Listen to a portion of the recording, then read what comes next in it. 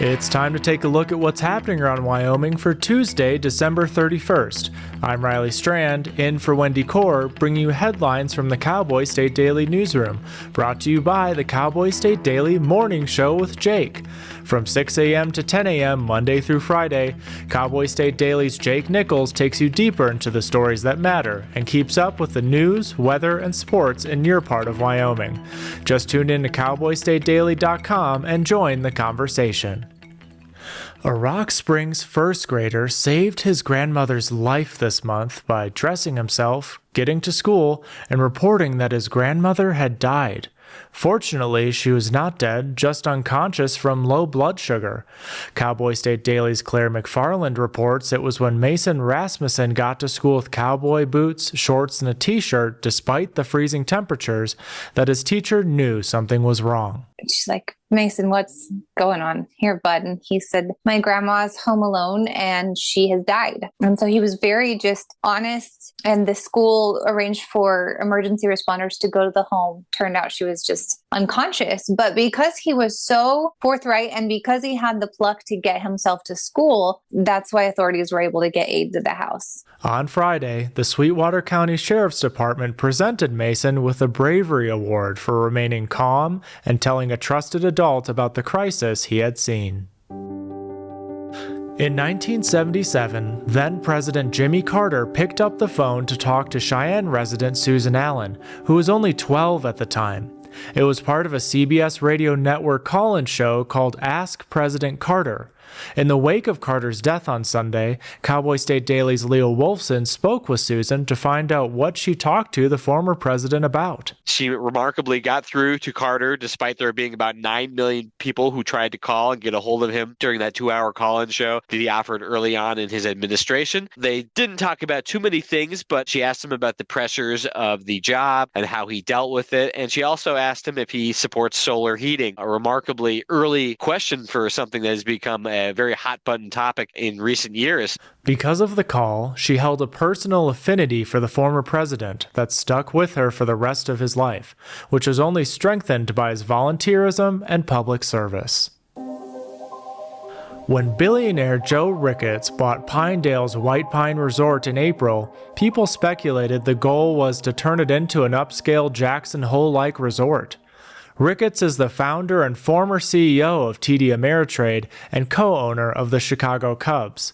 Cowboy State Daily's Renee Jean reports that so far, the resort has yet to see much change. There are billionaires buying up little ski resorts and turning them into kind of posh little clubs, really skyrocketing the prices so that they're no longer the kind of family ski resorts they had always been. So there was genuine fear that that might be the direction this would take. But so far, I'm told by people who have been there that everything looks pretty much the way it's always been. Prices haven't even changed. According to a White Pine Resort board member, the resort may see a few improvements in the future, including a new ski lodge and snow machines.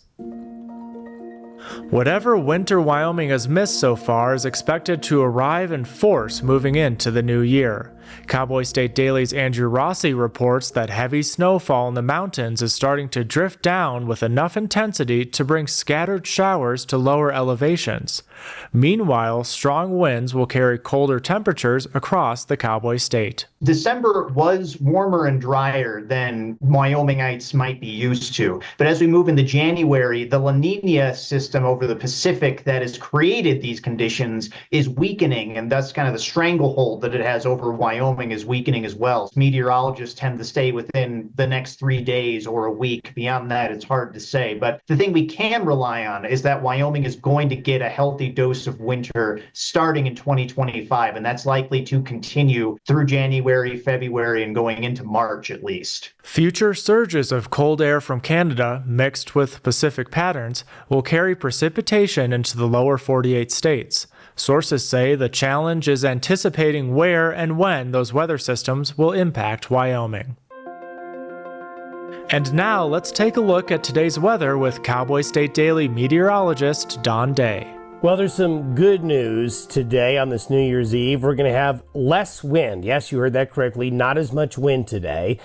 as the pattern that's led to so much wind and a lot of mountain snow over the last 6 days is going to ease up a bit, but it will be chilly. Canadian air is overspreading the region, and we'll still have some lingering snow showers and flurries, especially over the northern counties of the state, near the Black Hills, the Bighorns, and the Northwest Mountains. As we head into New Year's Day, unfortunately, winds pick up again, especially along I-80 and I-25 as another little wave comes through, and this will produce another round of mountain snow come late Wednesday into Thursday and Friday. Bit of a larger weather system on tap to come on in by the weekend.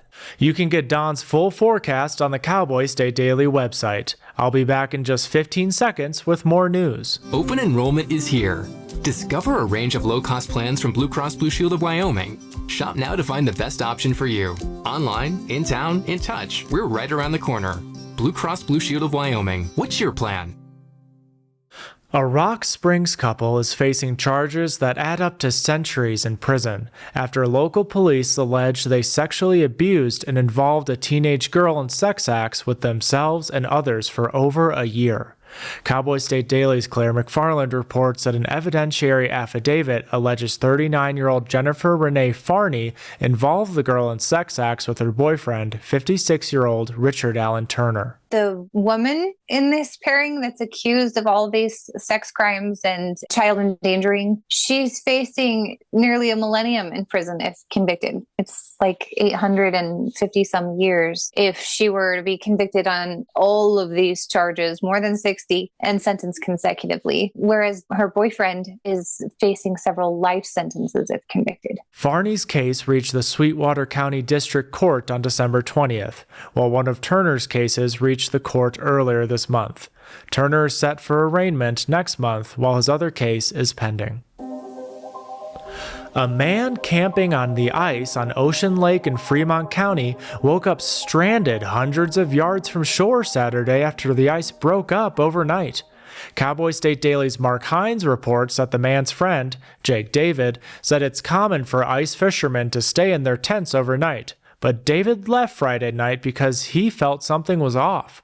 He came back to check on his friend Zach the next morning. So he called his friend and said, dude, you need to get up and you're stranded. I guess his friend didn't even realize what had happened overnight. Nobody was injured. Nobody froze to death or anything. But it's just weird to think going to sleep on a lake and waking up in the morning and finding out that you're surrounded by water instead of ice. And it's a little spooky. I mean, I think it just kind of speaks to it's been a warm winter so far. According to David, Zach was rescued by Riverton Search and Rescue, and local duck hunters helped him retrieve his fishing equipment. And that's today's news. Get your free digital subscription to Wyoming's only statewide newspaper by hitting the daily newsletter button on cowboystatedaily.com.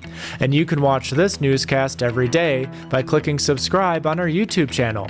And don't forget to drop in on the Cowboy State Daily Morning Show with Jake, Monday through Friday from 6 to 10 a.m. We will be taking New Year's Day off, but join us back here on Thursday morning for more news.